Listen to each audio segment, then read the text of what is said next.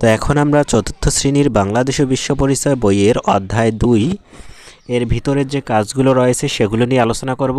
এর আগের ক্লাসে আমি এখানে অধ্যায় 2 এর 11 পৃষ্ঠা পর্যন্ত যে কাজগুলো ছিল সেগুলো নিয়ে আলোচনা করেছি। আজকে আমরা 12 পৃষ্ঠা থেকে তোমাদের এই দ্বিতীয় অধ্যায়ের ভিতরের যে কাজগুলো রয়েছে সেগুলোর সমাধান করার চেষ্টা করব। অর্থাৎ আজকের এই ক্লাসের মাধ্যমে তোমাদের এই অধ্যায়টি সম্পূর্ণ শেষ হয়ে যাবে ইনশাআল্লাহ। তো এখানে আমরা প্রথমেই আমরা এখানে একটি 12 পৃষ্ঠায় কাজ দেখতেছি, সেই কাজটি নিয়েই প্রথমেই আমরা আলোচনা করব। এখানে আমাদেরকে ক নম্বরে বলেছে যে উপরের ছবিগুলো দেখি এবং ধর্মীয় উৎসবের নাম লিখি। তো এখানে আমাদেরকে বিভিন্ন ছবি দিয়েছে, 4টি ছবি দিয়েছে। এই ছবিগুলোতে কোন ধর্মের কি বলা হচ্ছে, ধর্মীয় উৎসবগুলো হচ্ছে সেটা আমাদেরকে লিখতে বলা হয়েছে। তো এখানে আমরা দেখতে পাচ্ছি যে মুসলিমদের ঈদ হচ্ছে এবং এখানে হিন্দুদের পূজা এই ধরনের অনুষ্ঠান পালন করা হচ্ছে, এবং এখানে আমরা বৌদ্ধদের যে তাদের ধর্মীয় অনুষ্ঠান রয়েছে সেটা পালন করতেছে, এবং 4 নম্বর ছবিতে খ্রিস্টানরা তাদের যে বড়দিন রয়েছে সেটা পালন করতেছে। তো এই ধর্মগুলোর নাম বা উৎসবের নামগুলো এখন আমাদেরকে লিখতে হবে। তো আমরা এখন দেখি। তো এখানে আমরা যে ছবি 1-এ আমরা কি দেখেছি, ঈদুল ফিতর বা ঈদুল আজহা মুসলমানদের ধর্মীয় উৎসব। ছবি 2-তে আমরা দুর্গাপূজা বা হিন্দুদের ধর্মীয় উৎসব দেখেছি, এবং ছবি 3-এ আমরা বুদ্ধ পূর্ণিমা বৌদ্ধদের ধর্মীয় উৎসব দেখেছি, এবং ছবি 4-এ আমরা কি দেখেছি, বড়দিন বা ক্রিসমাস খ্রিস্টানদের ধর্মীয় উৎসব দেখেছি। মূলত এইভাবেই এই উৎসবগুলোর নাম আমাদেরকে সেখানে লিখতে হবে। এখন আমরা এখানে একটু নিচে পরবর্তী পৃষ্ঠায় যাই, তাহলে আমরা দেখতে পারবো যে এখানে আমাদেরকে আরও একটি কাজ দিয়েছে। তো এখানে আমরা একটু কাজটি পড়ে নিই, তারপরে এটার উত্তর করার চেষ্টা করি। তো এখানে আমাদেরকে বলেছে উপরের বিবরণগুলো পরে বিভিন্ন ধর্মীয় উৎসবের বিশেষ দিকগুলো নিচের তালিকায় লিখি। তো এখানে যদি আমরা এই বিষয়টি পড়ি, এখানে যেটি আমাদেরকে অনুচ্ছেদটি দিয়েছে এগুলো পড়লে কিন্তু বিভিন্ন ধর্মের যে ধর্মীয় উৎসব সেটা সম্পর্কে কিন্তু আমাদের একটা ধারণা হয়ে যাবে। তো সেটাই আমাদেরকে এখানে লিখতে হবে যে বিভিন্ন ধর্মীয় উৎসবের বিশেষ দিকগুলো আমাদেরকে লিখতে হবে। অনুচ্ছেদ নম্বর 1-এ লিখতে হবে। এখানে যে ছকটি দিয়েছে মূলত সেটাই আমাদেরকে লিখতে হবে। তো এটার উত্তর এখন আমরা দেখার চেষ্টা করি একটু। তো এখানে দেখো, প্রথম অনুচ্ছেদে ঈদুল ফিতরের কথা বলা হয়েছিল। ঈদুল ফিতর মুসলমানদের প্রধান ধর্মীয় উৎসব, এবং এই উৎসব সম্পর্কে আমরা কি করব, ঈদের দিন সকালে ঈদগাহে ঈদের নামাজ আদায় করা হয়। মানে এই ঈদুল ফিতর সম্পর্কে আমরা কিছু তথ্য দিব, বা যেটাই বলুক না কেন, যে ধর্মের বা যে উৎসবের কথাই বলুক না কেন সেটা সম্পর্কে আমরা কিছু তথ্য দিব। এখানে আমরা এই দিনে আত্মীয় স্বজন ও বন্ধুবান্ধব একে অপরের সাথে শুভেচ্ছা বিনিময় ও আনন্দ ভাগাভাগি করে নেই। এটা হচ্ছে ঈদুল ফিতরের বা অনুচ্ছেদ 1-এর উত্তর। এরপর অনুচ্ছেদ 2-এ আমরা দেখেছি যে সেখানে কি করা হয়েছে, দুর্গাপূজা হিন্দুদের সবচেয়ে বড় ধর্মীয় উৎসব। তো এই দুর্গাপূজায় কি করা হয়, মন্দিরে পূজা করা হয় এবং প্রসাদ হিসেবে মিষ্টি ফল ও নাড়ু খাওয়া হয়। প্রতিবেশীদের সাথে শুভেচ্ছা বিনিময় এবং শিশুদের নানা ধরনের খেলা ও আনন্দের আয়োজন থাকে। এরপর পরবর্তী অনুচ্ছেদ 3 ছিল বুদ্ধ পূর্ণিমা সম্পর্কে। তো এটাতে আমরা যেটা লিখতে পারি, বুদ্ধ পূর্ণিমা বৌদ্ধদের প্রধান ধর্মীয় উৎসব যা গৌতম বুদ্ধের জন্মদিন উপলক্ষে পালিত হয়। তো এখানে কি করা হয় দেখো, প্যাগোডায় বুদ্ধের বন্দনা করা হয় এবং প্রদীপ জ্বালিয়ে ও ফুলের মালা দিয়ে সাজানো হয়। এরপর বৌদ্ধ বিহারে মেলা বসে এবং আনন্দ ঘুরে বেড়ানো হয় বা আনন্দ করা হয়। এবং সবশেষে যেটা ছিল সেটা হচ্ছে অনুচ্ছেদ নম্বর 4, যেটা হচ্ছে বড়দিন। 25 ডিসেম্বর বড়দিন খ্রিস্টানদের প্রধান ধর্মীয় উৎসব যা যীশু খ্রিস্টের জন্মদিন উপলক্ষে পালিত হয়। এবং এই দিনে কি করা হয় দেখো, গির্জা সাজাতে ফুল, রঙিন বেলুন ও কাগজ ব্যবহার করা হয় এবং ক্রিসমাস ট্রি আলোকসজ্জা করা হয়। বড়দিনের অনুষ্ঠানে একে অপরকে উপহার ও কার্ড বিতরণ করা হয়। তো এটাই মূলত তোমাদের এটার উত্তর। এখন আমরা পরবর্তী কাজটি দেখব এবং সেটার উত্তর করার চেষ্টা করব।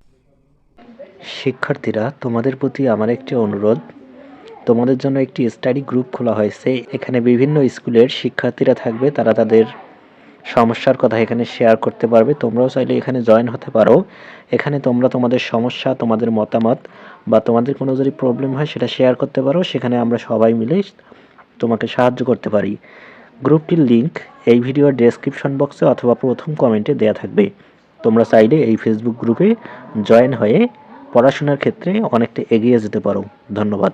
তো এখানে আমাদেরকে এখন 15 পৃষ্ঠায় একটি কাজ দিয়েছে, সেটা আমরা দেখব এবং সেটার সমাধান করার চেষ্টা করব। তো এখানে বলা হয়েছে যে পূর্বের পৃষ্ঠার কার্তিক, আলম, দীপা ও মারিয়ার কথার আলোকে বিভিন্ন ধর্মের প্রতি শ্রদ্ধাশীল হয়ে ধর্মীয় সম্প্রীতির উপর একটি অনুচ্ছেদ লিখি। তো এখানে আমরা উপরে যদি একটু উপরের পৃষ্ঠায় আমরা একটু দেখি, তাহলে কিন্তু এখানে দীপা, কার্তিক, আলম তাদের কিছু কথা আমরা এখানে দেখব। তো এই কথাগুলো আমরা খুব সুন্দরভাবে পড়ব এবং পড়ার পর এখানে আমাদেরকে তাদের কথার আলোকে বিভিন্ন ধর্মের প্রতি শ্রদ্ধাশীল হয়ে ধর্মীয় সম্প্রীতির উপর একটি অনুচ্ছেদ লিখতে হবে। তো এটার উত্তর এখন আমরা দেখার চেষ্টা করি। তো এটার উত্তর হিসেবে আমরা লিখব, পূর্বের পৃষ্ঠার কার্তিক, আলম, দীপা ও মারিয়ার কথার আলোকে বিভিন্ন ধর্মের প্রতি শ্রদ্ধাশীল হয়ে ধর্মীয় সম্প্রীতির উপর একটি অনুচ্ছেদ। তো আমরা লিখব, আমরা একটি বহুধর্মীয় সমাজে বাস করি যেখানে সম্প্রীতি ও পারস্পরিক শ্রদ্ধা শান্তিতে বসবাসের মূল চাবিকাঠি। কার্তিক আজানের সময় ঢাক ঢোলে বাজানো বন্ধ রেখে মুসলিমদের প্রতি শ্রদ্ধা জানিয়েছে। আলম রথযাত্রার রাস্তা ফাঁকা করে দিয়ে অন্য ধর্মের আচার পালনে সহযোগিতা করেছে।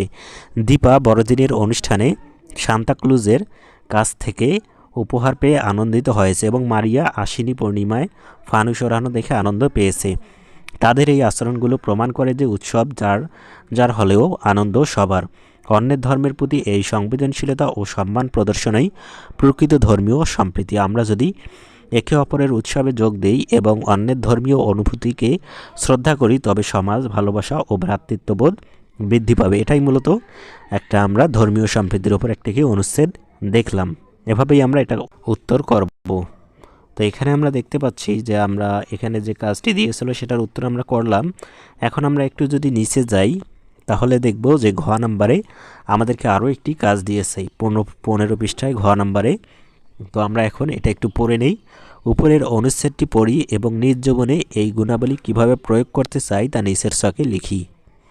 তো এখানে মূলত ধর্মীয় সম্প্রীতি সমাজ হিসেবে আমাদেরকে আরও একটি অনুচ্ছেদ দিয়েছে, এটা আমাদেরকে পড়তে হবে এবং পড়ার পর এই ছকটি আমাদেরকে পূরণ করতে হবে। প্রতিবেশীর সাথে ধর্মীয় সম্প্রীতি যেভাবে রক্ষা করব। তো এটার উত্তর আমরা একটু দেখার চেষ্টা করি। তো এটার উত্তর হিসেবে আমরা যেভাবে লিখব যে প্রতিবেশীর সাথে মিলেমিশে থাকবো, যেটা তোমার বইয়ে দেওয়া ছিল। এবং 2 নম্বরে আমরা লিখব একে অপরের ধর্মীয় বিশ্বাসকে শ্রদ্ধা করব। 3 নম্বরে আমরা লিখতে পারি অন্যের ধর্মীয় আচার অনুষ্ঠান নিয়ে কখনো কোনো বিতর্ক করব না। 3 নম্বরে আমরা কি লিখতে পারি? 4 নম্বরে আমরা লিখতে পারি প্রতিবেশীর সুখে আনন্দ অনুভব করবে এবং দুঃখে সহমর্মী হব। আর 5 নম্বরে আমরা লিখব কেউ বিপদে পড়লে, 5 নম্বরে কি লিখব? যে কেউ বিপদে পড়লে সহযোগিতার জন্য এগিয়ে আসবো। এটাই মূলত তোমাদের অ্যান্সার।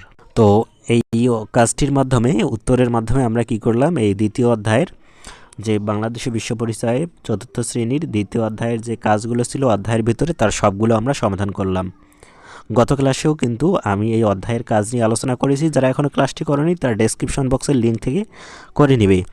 আর এখন আমরা মূলত এই অনুশীলনীর যে প্রশ্নগুলো রয়েছে সেগুলোর উত্তর দিয়ে আলোচনা করব। এই ক্লাসটি তোমরা আমার এই চ্যানেলে রাশিকুজ্জামানস এডুকেশন এর চ্যানেলে প্রবেশ করে তোমরা করে নিবে। ধন্যবাদ।